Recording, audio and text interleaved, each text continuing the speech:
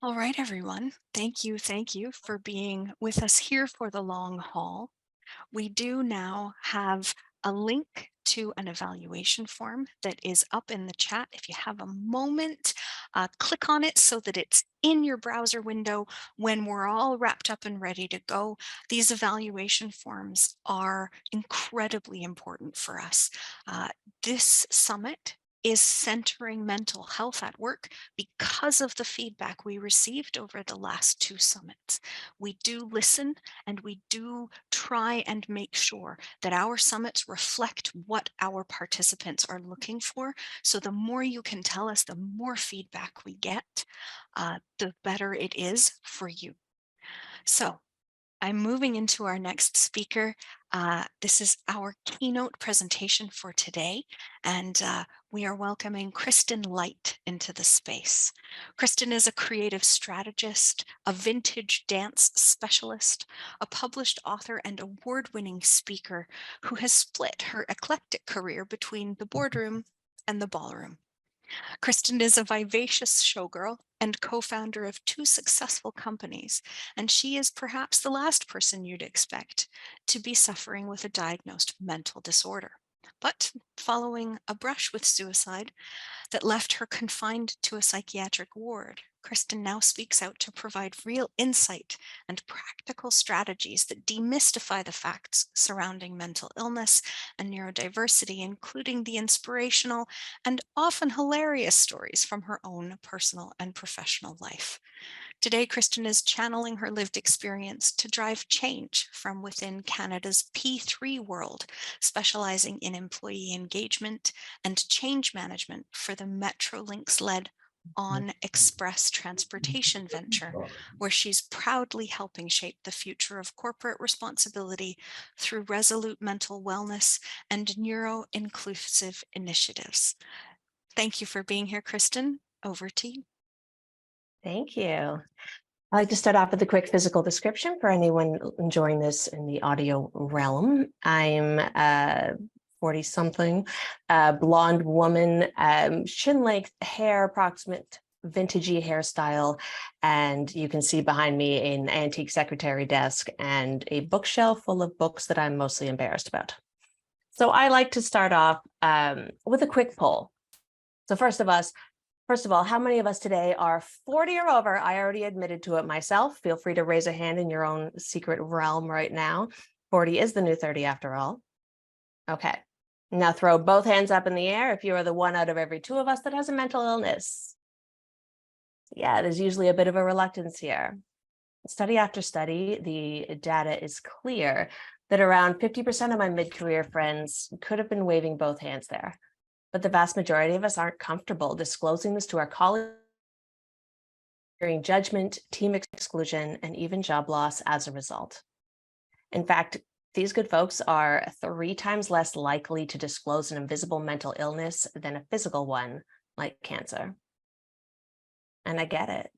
After all, you disclose a cancer diagnosis and your coworkers are likely to rally around you with fundraisers and ribbons and all kinds of support while patting themselves on the back for being so freaking woke. But mention that relentless depression and, well, things have generally gone another way for folks, myself included. I'm not here to suggest that you throw a potluck for PTSD or anything like that, although I'm sure the good folks at Realize would happily make use of your fundraising dollars if you were to do so. I love the theme of this summit as it creates a safe opportunity to discuss not only the experiences of those that we work with, but more importantly, to explore our own preconceived notions, assumptions, and any unconscious bias around the concept of disability. Yeah, I said disability. Now, technically, mental illness falls under the umbrella of invisible disabilities, which by definition can significantly impair a person's movements, senses, or abilities. Now, invisibility is only one of 3 main factors that make challenges like this so incredibly tricky to navigate for all involved. Your coworkers and managers are understandably less likely to offer assistance or accommodations if they have no idea you're suffering, which leaves the person affected, us in the awkward position of having to disclose our private mental health challenges, likely repeatedly, as our colleagues don't have any visual reminder of the situation. Secondly, the majority of invisible disabilities have some degree of unpredictability tossed in. Some days we'll be managing okay, and our struggles can remain relatively unnoticed in the background. And other days, without warning or even apparent cause, a flare-up can just derail any of that forward momentum we'd managed to build up. And these unexplainable flip-flops have left many of us on the receiving end of accusations of being selfish or faking it to get out of work or avoid certain tasks. And finally, these conditions and challenges are relentless.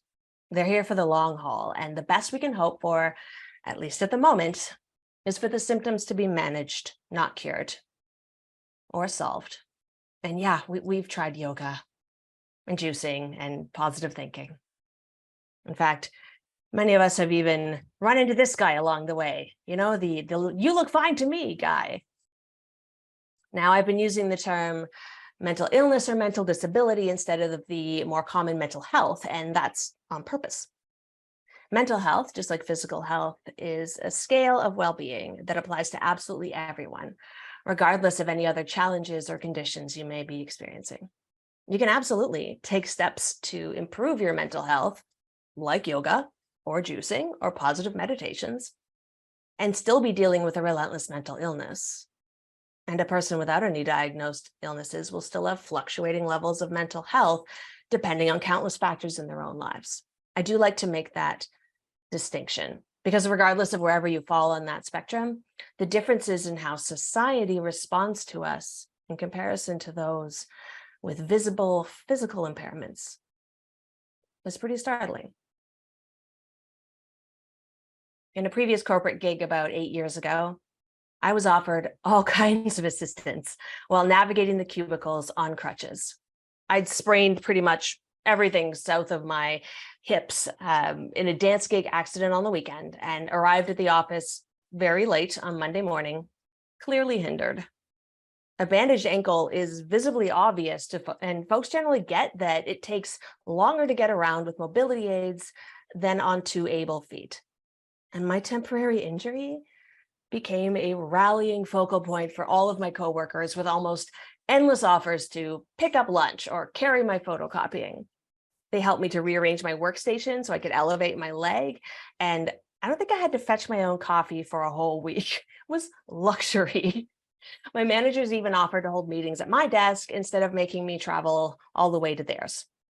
They all understood that I was still fully capable of the intelligence and critical thought necessary to complete my work duties, and that it was just the incidentals that were a bit trickier. In short, they were accommodating to my needs, and as a result, my productivity never suffered. And yet at that same workplace, when presented with requests regarding my invisible barriers, they were far less accommodating. I stopped counting how many times I was on the receiving end of an eye roll or a patronizing sigh, followed by the telltale, "Kristin, can't you just?" For 6 years, I was the butt of management jokes, dismissed as quirky or dramatic, repeatedly accused of insubordination simply for questioning my work environment. Hiding in the fire escape until the tears stopped flowing became a daily ritual. The disability they could see was obvious to them, but the invisible ones up here, those were clearly all in my head. And just like 75% of working Canadians, I didn't disclose my official diagnosis. I didn't dare. I needed the medical benefits that came with that job, and I couldn't rock the boat any further. But eventually, I had nothing left to give, and I abandoned my corporate career entirely. Now, I'm not alone in this experience. As we determined earlier, half of us have had some experience with mental illness or fluctuating mental health. But here together with all the brilliant speakers that came before me, we are shifting that narrative. Through incredible events like this one, Today's Society, is being encouraged to take a critical look at what we consider essential to a professional environment and what is just familiar to our own experiences. Are we subconsciously putting emphasis on schoolyard style popularity with our hiring practices? Are we imposing unwritten rules on our subordinates to squeeze round pegs into square holes, or unwittingly dismissing their subtle calls for relief? And are we unintentionally muting innovation at only one point of view rather than considering every possible angle? Believe me, I've been guilty of it myself, even with my smorgasbord of diagnoses. And I know this world well. 5 years ago, that's me.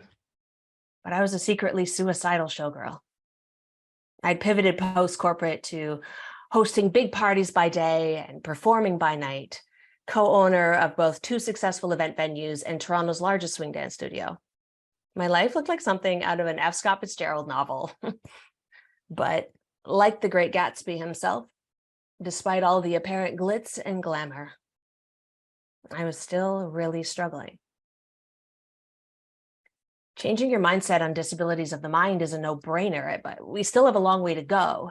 Just this past year, I was denied private health insurance based on my past with mental illness and on my family's medical history, judged by my past and by my potential, ignoring my present. And if you know anything about genetics, then you know that we can be predisposed to certain conditions to inherit the genes of these afflictions. If our grandparents had cancer, we're more likely to get cancer. If our mom has diabetes, we should probably watch our sugar intake. And if our dad has depression, well, we likely carry that gene too. But those genes are only an issue if they are activated. Something's got to flick that switch. We spend a good half of our average days working, either at work, thinking about work, commuting to work, preparing for work, complaining about work. So if there's any one single area of our lives with the greatest potential to hold power over that switch, it's work. Despite what insurance companies have claimed, having a brain, a body, a mind, a certain gene, well, it's no more a pre-existing condition than a bone is simply by having the potential to break. Any part of us can break if put under enough pressure. That pressure may come as a tsunami of personal loss and grief, or as a slow, dripping leak of daily joy. But break we can. And that final straw likely won't have fireworks or make national headlines. For me, it was so small. Thanks to a decade of unmanaged burnout after that corporate job, I'd been toying with just ending it all when I turned 40. I'd made arrangements to have the night before my birthday off work so I could deal with all the ugly feelings that I knew would be coming that night. But when the night arrived, my business partner decided to leave work early instead. She was tired too, and leaving early was an act of self-care for her. But we had a room full of joyful revelers arriving for a dance event. So despite my exhaustion and the nagging existential dread, I felt obligated to stay on. No one else had keys at that point anyway. And that last minute change in work schedule was my final straw. And that one little straw was all it took to flick that switch. To this day, the next morning's events are still a bit of a blur. On my 40th birthday, I was involuntarily admitted to a psych hospital where the multiple open wounds on each wrist extended my initial confinement significantly. That mental breakdown bought me a whopping 8 weeks under direct psychiatric supervision, another 2 years in outpatient programs, and a colorful cocktail of daily medications, literal handfuls per day. As a vivacious, creative, and successful entrepreneur, no one saw that coming. Even today, when I speak out about my illness or get asked about the telltale scars on my wrist, there's always someone who gasps out something like, but you're so smart or so successful, as though only the opposite could struggle with their mental health. The truth is, a person's final straw can be anything at all. And we, as friends, colleagues, managers, we can't possibly know what that would look like for each and every person we encounter each day. We can't possibly hold personal responsibility for each person's potential breaking point. And to attempt to do so, no matter how genuine, could push our own switch over into the on position. So if we can't prevent the last straw for those we spend half of our daily lives with, what can we do? We can address those straws lower on the pile. Preventative care measures. How? Woo, buckle up. We can normalize manageable workloads. We can encourage taking your full vacation allotment, respect each other's personal time and personal space, pay people appropriately, educate all levels of management on neurodiversity, ditch mandatory disclosure to access basic accommodations, extend grief leave beyond 3 days, call out passive-aggressive office politics, but most of all, we can fight for fair access to mental health care, both medicinally and therapeutically. Encourage your workforces to beef up your employee assistance program, your EAP, and normalize actually using it before you think you need to. Just call, see what it's all about. Start therapy when you're doing well, just in case you need a psychological baseline to compare to later. And these are some things that positive vibes and hot yoga just can't fix. And by gatekeeping access to support services in this province, we're just flicking switches and adding statistics every single day. In January of this year, I was made a very tempting offer to really affect change in workplace mental health. So I took the plunge and finally returned to the corporate world full time. I'm doing some work in communications and employee engagement for a huge transit expansion project in Southern Ontario. Here, I learned some things that really took my breath away. My colleagues in the construction industry have one of the highest suicide rates compared to other fields, fully double the national average, leaving them, now this is crazy, 5 times more likely to die by their own hand than by any other construction-related fatality you can imagine. Those statistics are horrific. And my new mental health committee and I are tackling them head on without shame, without shyness, and without compromise. We're having the difficult conversations out in the open with professional communities that have traditionally rewarded pushing through the pain, leaving your struggles at the door to get the work done faster. We vowed not to lose even a single worker between the cracks. And if my big tough construction guys can get behind talking about their feelings, the rest of us stand more than just a little chance. Now, I'm not here today as an after photo of resilience. My journey isn't over. Remember, invisible, unpredictable, relentless? I still deal with jumbled emotional states and occasional betrayal north of my neck. And I'm in and out of emergency rooms enough to have favorites. All that. And I'm a brilliant worker. I'm a dedicated advocate, and I'm a knowledge nerd who can't seem to stop learning. The two factors aren't mutually exclusive. We're not delicate. We're freaking warriors. And I will occasionally get overwhelmed in noisy environments. I'll misinterpret facial expressions, or I'll collect more than my fair share of frequent crier miles. But if permitted to flourish around these challenges, I promise you I'm worth having around. And no matter what, so are you. Stay weird, be wonderful. Thank you so much for having me today.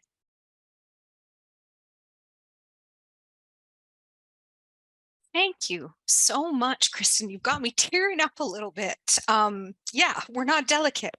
We're warriors. So I am deeply grateful for the message that you've shared with us today. Thank you. This is very, very powerful. And yeah, like George just said in the comments, frequent crier miles. Yes, I love it too. And so this is where you've caught me today. Bright red and tearful, but yeah, your message has been really powerful, and I am so happy that this is the way that we got to close out today's summit, because it has been a powerful couple of days, and this is an incredibly resonant note for us to end on. Thank So you. thank you so much. I know there's a whole bunch of comments in the chat. I hope you're able to see them and all the little floating hearts that have come up today as you've been talking have really helped me recognize that I'm not the only one over here having feelings.